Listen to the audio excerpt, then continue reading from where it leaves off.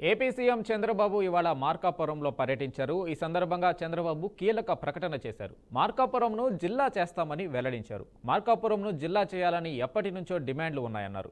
అలాగే మార్కాపురం ఎమ్మెల్యే తీరుపై సీఎం అసహనం వ్యక్తం చేశారు.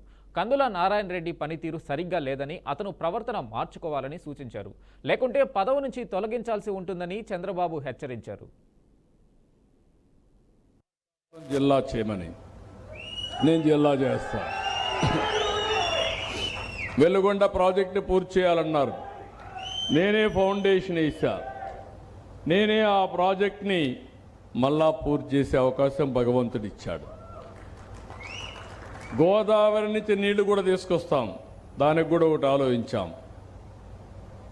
ఏదైతే పోలవరం టు బనకచెర్ల అది వస్తే బనకచెర్లకు పోయే మునుపు శ్రీశైలం నుంచి తీసుకోకుండా గోదావరి నీళ్లు కూడా మీరు తీసుకోవచ్చు. అంటే డబుల్ అడ్వాంటేజ్.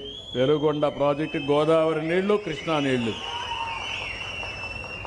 ఇవన్నీ చేసినప్పుడు నేను అడుగుతున్నా మిమ్మల్ని, శాశ్వతంగా ఈ కాన్స్టిట్యున్సీ గెలవాలా లేదా?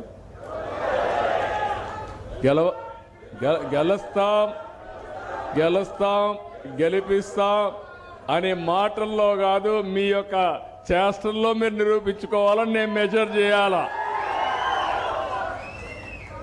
That is where. ఇప్పుడు నేను అందుకే రెండు చెప్పాను మీకు. ఒకటి, ఎన్నికల్లో వచ్చిన ఫలితాలను బేరే చేసుకొని పర్సెప్షన్ తయారు చేయడం.